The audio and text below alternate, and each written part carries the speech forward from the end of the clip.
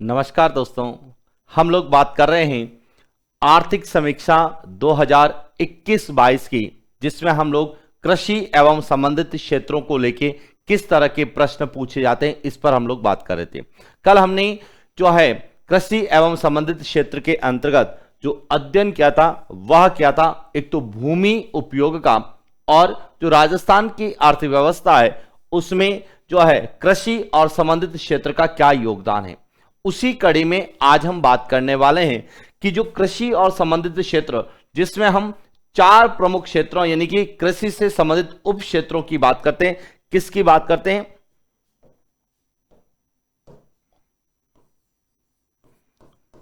कृषि एवं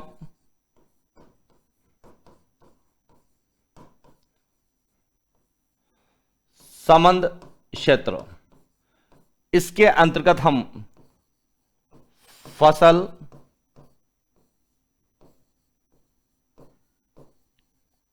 पशुधन, वानिकी और मत्स्य, इन 4 उप क्षेत्रों की बात करते हैं।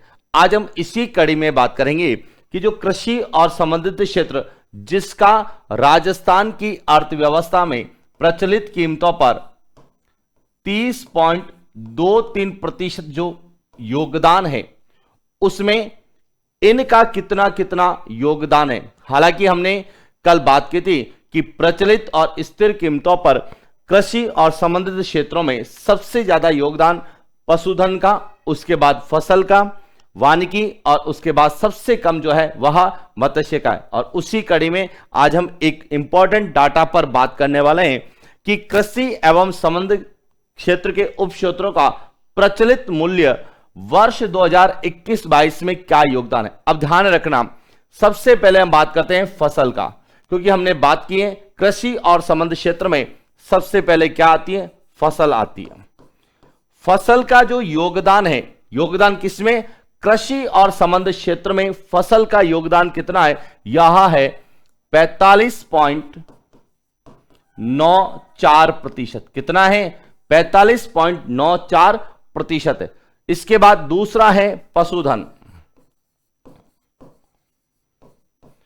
पशुधन का जो योगदान है वह है 46.25%। इसके बाद तीसरा जो है वह है वानिकी। वानिकी का जो योगदान है वह है 7.44%। और सबसे कम योगदान जो है वह है मत्स्य का। मत्स्य का जो योगदान है वह है 0.37%। टोटल करेंगे तो यह आएगा 100%। अब ये 100% क्या है? अब समझना कि जो हमने बात की थी कि कृषि एवं संबंध क्षेत्र,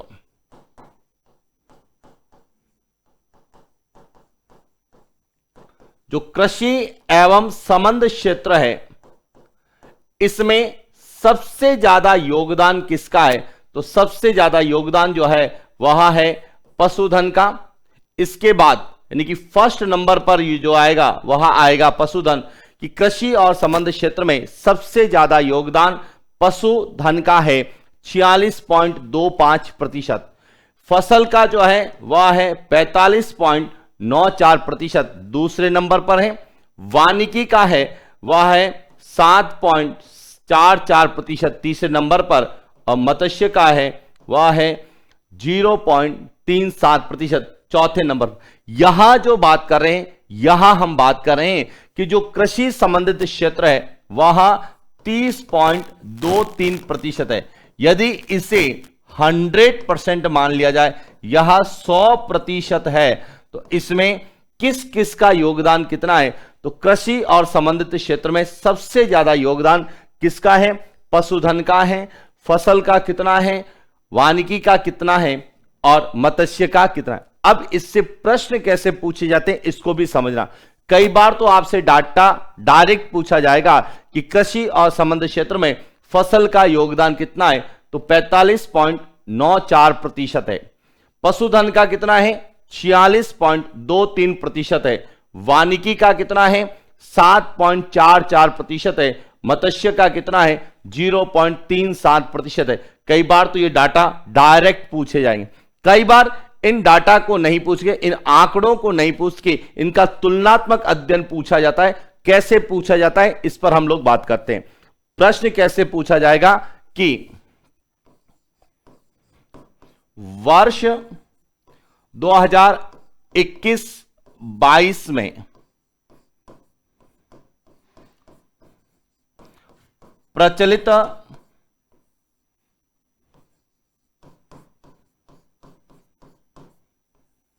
कीमतों पर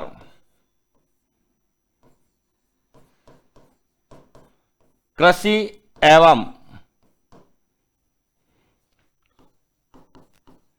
संबंध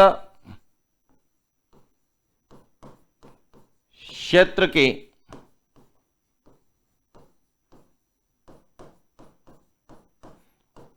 उप क्षेत्रों के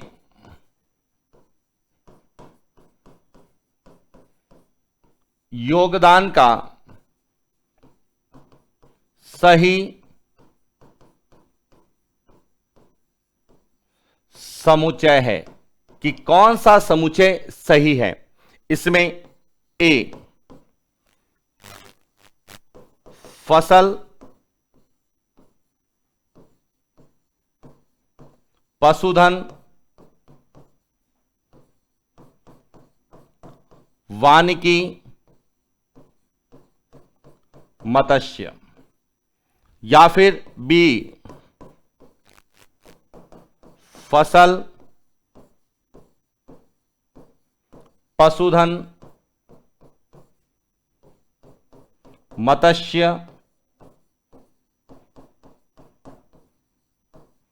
वानिकी। सी पूछा जाएगा पशुधन, फसल, वानिकी, मत्स्य।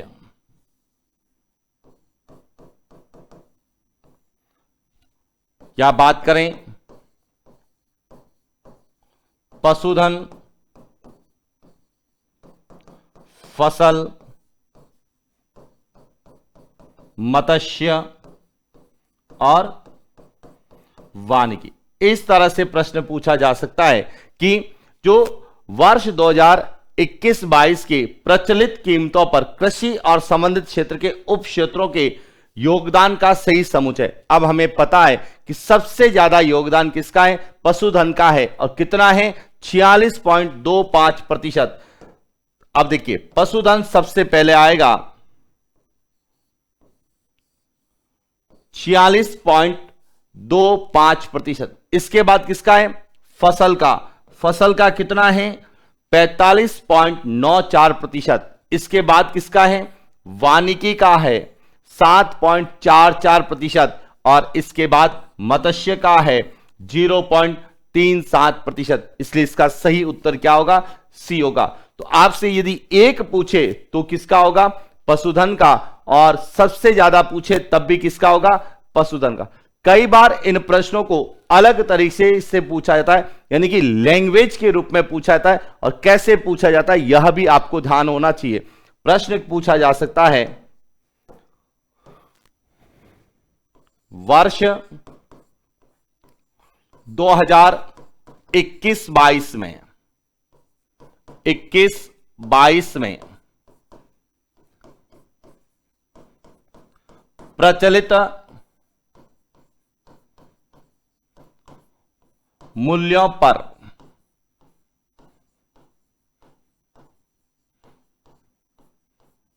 पशुधन के अतिरिक्त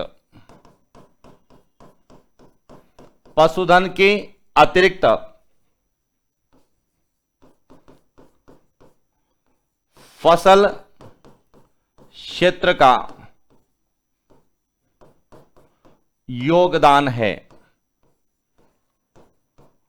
ए 46.25%, बी 45.94%, सी 7.44% और डी 0.37%। तो अब समझना कि वह पूछ रहा है प्रचलित कीमतों पर पशुधन के अतिरिक्त फसल क्षेत्र का योगदान कितना है। तो देखिए हमने कहा है यह किसका है, यह पशुधन का योगदान है।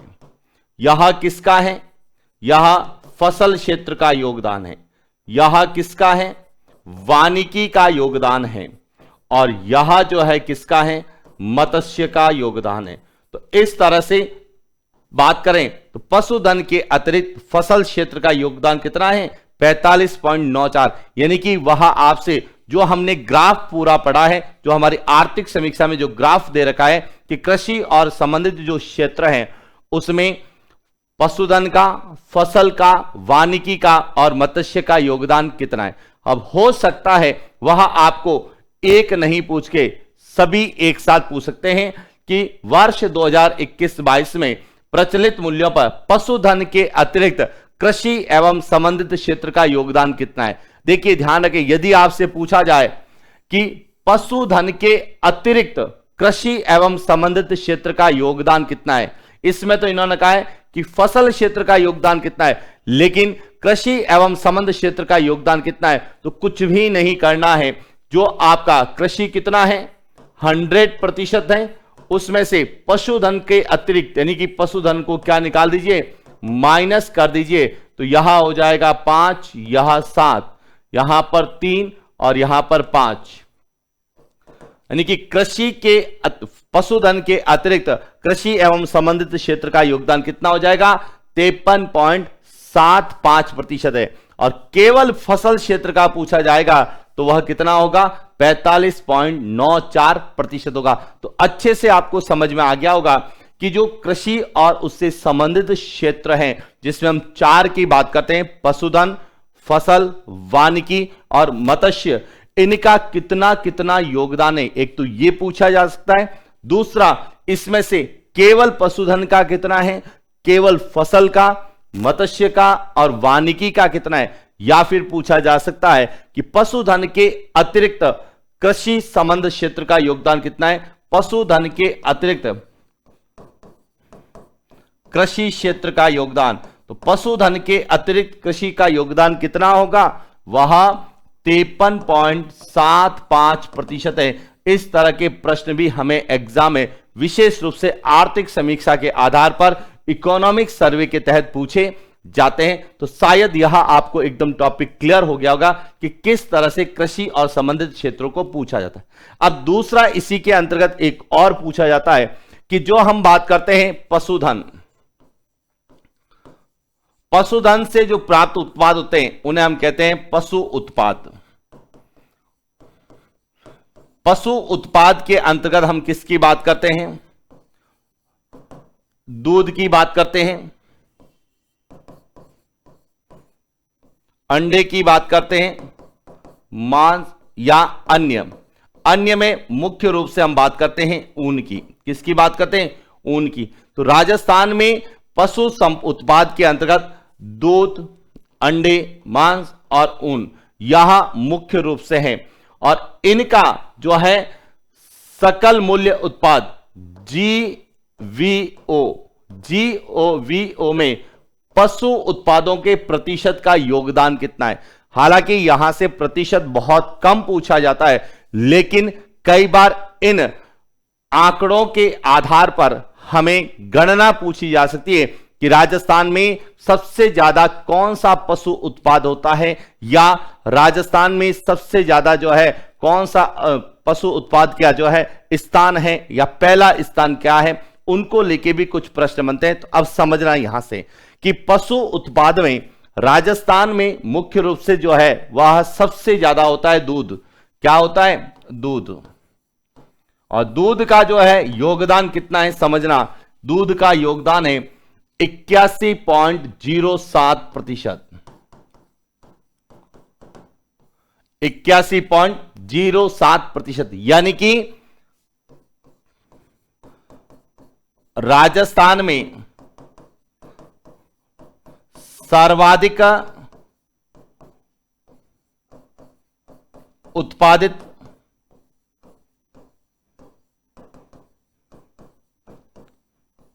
पशु उत्पाद। राजस्थान में सबसे ज्यादा कौन सा पशु उत्पाद होता है? तो दूध होता है। और राजस्थान की जो है जीवीओ यानी कि सकल मूल्य उत्पाद, सकल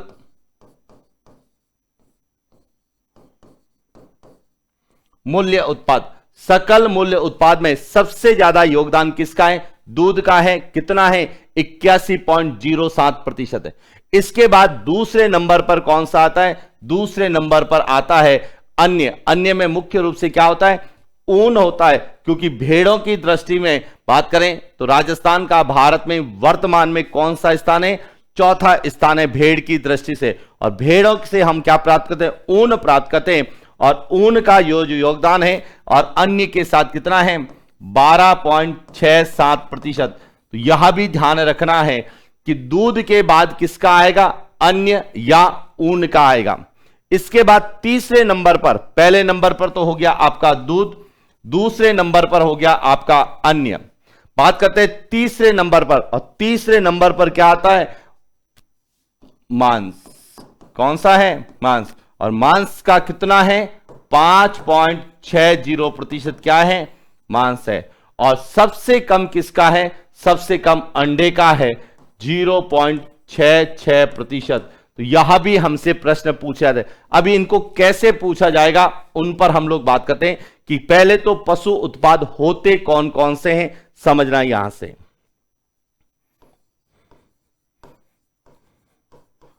पशु उत्पाद, पशु उत्पाद में सबसे पहले है दूध, दूसरा है ऊन, तीसरा है मांस, और चौथा कौन सा है? अंडा।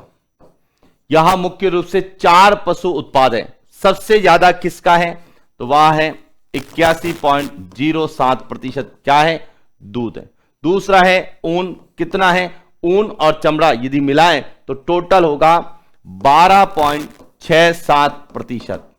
इसके बाद है मांस। कितना है? यह है 5.60%। और अंडा कितना है? 0.66%। यह तो क्या हो गया? हमारे जो है सकल मूल्य उत्पाद में पशु उत्पाद का क्या क्या योगदान है यह। अब इसको कैसे पूछा जाएगा यह ध्यान रखना। यहां पूछा जाता है कि राजस्थान में सबसे ज्यादा कौन सा पशु उत्पाद होता है, यानी कि राजस्थान में सर्वाधिक उत्पादन और जीवीओ में सर्वाधिक योगदान। एक तो यह ध्यान रखना कि सबसे ज्यादा कौन सा पशु उत्पाद होता है? दूध होता है। और जीवीओ में सबसे ज्यादा योगदान भी किसका है? दूध का है। लेकिन दूसरा याद रखना, भारत में स्थान, यदि हम भारत में स्थान की बात करें तो दूध उत्पादन में हमारा दूसरा स्थान है। पहला स्थान उत्तर प्रदेश का है। और दूध में दूसरा स्थान क्यों है? इसका कारण है कि पशुधन की दृष्टि से, पशुधन की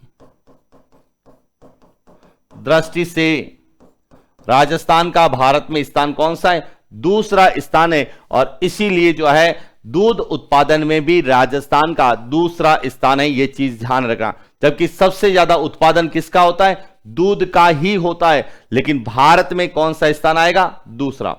यही बात करें हम ऊन की,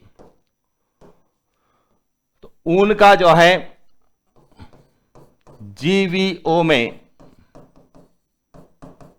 योगदान, ऊन और इसके साथ चमड़ा या अन्य का योगदान कितना है?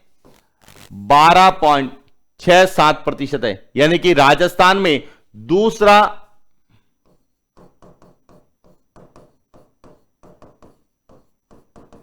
दूसरा सर्वाधिक उत्पादन किसका होता है? पशु उत्पाद के रूप में ऊन का होता है। और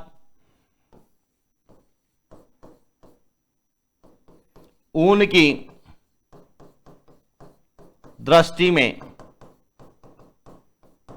राजस्थान का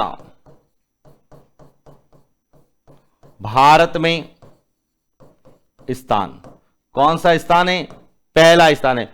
ऊन उत्पादन में राजस्थान का भारत में पहला स्थान है। लेकिन राजस्थान में यदि पूछा जाएगा कि ऊन का कौन सा स्थान आता है तो दूसरा स्थान आता है। तो यह भी आपको पता होना चाहिए कि किस तरह से प्रश्न आते हैं कि राजस्थान में सबसे ज्यादा उत्पादित होने वाला पशु उत्पाद कौन सा है? दूध है।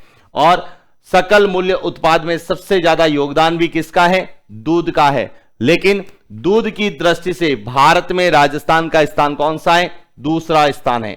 जबकि दूसरा सबसे ज्यादा पशु उत्पाद कौन सा होता है? ऊन होता है। और जीवीओ यानी सकल मूल्य उत्पाद में योगदान कितना है? 12.67 है। जबकि ऊन की दृष्टि से राजस्थान का भारत में स्थान कौन सा है? पहला है। यह दोनों ही कॉन्सेप्ट या दोनों ही डाटा, दोनों ही स्थान और आंकड़े सबसे ज्यादा पूछे जाते हैं। अब आपसे पूछा जा सकता है कि जो पशु उत्पाद है उनका सकल मूल्य उत्पाद में योगदान का सही क्रम कौन सा है? तो ध्यान रखना, सबसे पहले क्या आएगा? दूध, उसके बाद कौन सा आएगा? ऊन, उसके बाद कौन सा आएगा? मांस, और उसके बाद कौन सा आएगा? अंडा। यह तो था हमारा कि कृषि संबंधित क्षेत्रों का योगदान और उसके साथ साथ पशु उत्पाद का क्या योगदान। तीसरा और सबसे इंपॉर्टेंट है, वहां हमसे पूछा जाता है कि जो हमारे यहां पर कृषि में फसलें होती है, कौन कौन सी फसलें होती है? तो हमें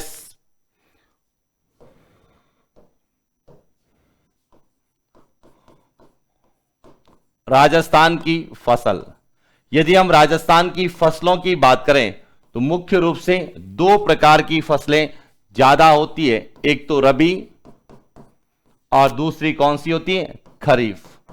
यद्यपि तीसरी भी फसल होती है हमारे यहां पर जायद, लेकिन जीडीपी या हमारे सकल मूल्य उत्पाद में सबसे या सकल मूल्य वर्धन में सबसे ज्यादा योगदान या तो खरीफ या रबी, इन दो फसलों का ज्यादा होता है। अब इन दो फसलों में बात करें तो रबी जो है यह कब बोई जाती है?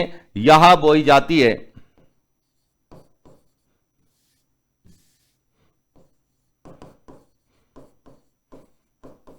अक्टूबर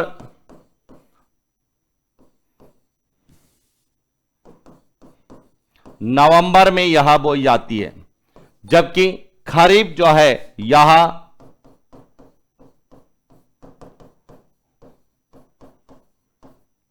जून जुलाई में बोई जाती है।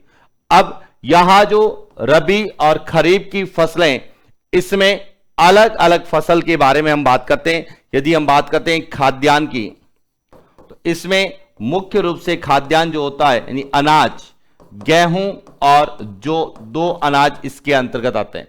जबकि इसमें बात करें तो इसमें एक तो आता है बाजरा, मक्का, ज्वार,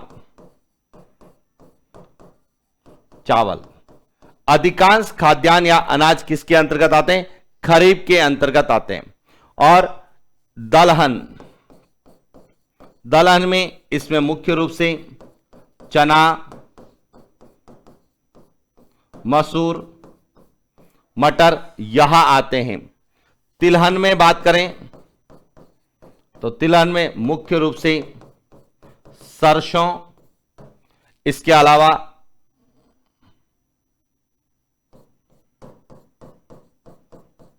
तारामीरा, सूरजमुखी यहां आते हैं। यदि इसमें बात करें, दलहन में मूंग है, मोठ है, ग्वार है और चवला है। तिलहन में बात करें तो इसमें तिल है, मूंगफली है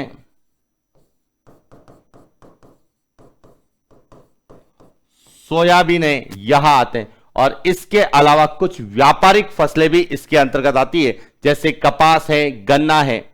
अब हमें वर्तमान में आर्थिक समीक्षा की दृष्टि से बात करें, इकोनॉमिक सर्वे की बात करें, तो जो रबी और खरीफ है, इनकी फसलों में जो भी फसलों का उत्पादन हमारे राजस्थान में होता है, इसका क्या योगदान है। तो देखिए, हम बात करें फसल, यदि बात करते हैं फसल, सबसे पहले हम बात करते हैं बाजरा की। और बाजरा में राजस्थान का कौन सा स्थान है? पहला स्थान है। और कितना योगदान है? तो इसमें 45.56% जो है भारत के कुल बाजरा उत्पादन में जो है वह 45.56% यानी कि पहले नंबर पर है। बात करते हैं, दूसरा आता है राई और सरसों। इसमें भी राजस्थान का कौन सा स्थान है? पहला स्थान है। और इसका योगदान है 46.28%। तीसरा जो है वह है चना। चना में भी राजस्थान का कौन सा स्थान है? पहला स्थान है। और इसका जो योगदान है वह है 33.44%। अब ये तीनों ही आंकड़े एग्जाम में पूछे जाते हैं, और कैसे पूछे जाते हैं समझना। अब यदि हम बात करें मूंगफली, मूंगफली में राजस्थान का कौन सा स्थान है? दूसरा। और सोयाबीन में बात करें तो कौन सा स्थान है? तीसरा स्थान है। अब समझना यहां से प्रश्न कैसे पूछे जाते हैं। प्रश्न पूछा जाएगा, निम्नलिखित में से किस फसल में राजस्थान का प्रथम स्थान है या नहीं है? तो समझना, बाजरा में, राई या सरसों में, चना में, पोषक अनाज में, कुल तिलहन में और कुल दलहन, इन सब में तो राजस्थान का कौन सा स्थान है? पहला स्थान है। मूंगफली में कौन सा है? दूसरा है। और सोयाबीन में कौन सा है? तीसरा है। एक तो ये स्थान याद करके जाना कि किस में राजस्थान का पहला स्थान है और किस में राजस्थान का दूसरा और किस में राजस्थान का तीसरा स्थान है। इसके बाद एक और इंपॉर्टेंट कि इन सब का जो योगदान है, जैसे बाजरे की बात करें तो 45.56% है। सरसों की बात करें तो 46.28% है। कुल पोषक अनाज की बात करें तो 15.35% है। कुल तिलहन की बात करें तो 20.30% है। कुल दलहन की बात करें तो 19.41% है। और चना की बात करते हैं तो 23.44, यानी कि सबसे ज्यादा योगदान किसका है? सबसे ज्यादा योगदान है सरसों का, उसके बाद है बाजरा का, उसके बाद है चना का। इसके बाद किसका है समझना, इसके बाद है वह है किसका? कुल तिलहन का चौथे नंबर पर है। उसके बाद कुल दलहन कितने नंबर पर है? 5वें नंबर पर। उसके बाद पोषक तत्व नहीं आए। उसके बाद है मूंगफली का, मूंगफली का है 6 नंबर। कुल पोषक तत्व है 7 नंबर पर। उसके बाद है सोयाबीन का 8 नंबर। लेकिन ग्वार की यदि हम बात करें तो 2000, जिन आंकड़ों की हम बात करें 2021-22 के इकोनॉमिक सर्वे में जो है ग्वार का जो है नामांकन नहीं किया गया, यानी कि ग्वार का विश्लेषण नहीं किया गया। ग्वार का जो है आधार वर्ष जो माना गया वो 2018-19 माना गया है, जबकि हम किसकी बात करें? 2021-22 की बात करें कि 21-22 के अनुसार जो इकोनॉमिक सर्वे 21-22 के अनुसार कृषि के जो उत्पाद हैं, फसलें, उनका क्या क्या योगदान है। अब समझना यहां से प्रश्न कैसे बनते हैं। प्रश्न पूछा जाएगा कि वर्ष 2021-22 में निम्न में से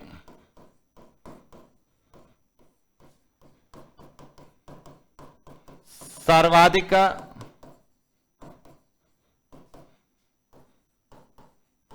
उत्पादन या भारत के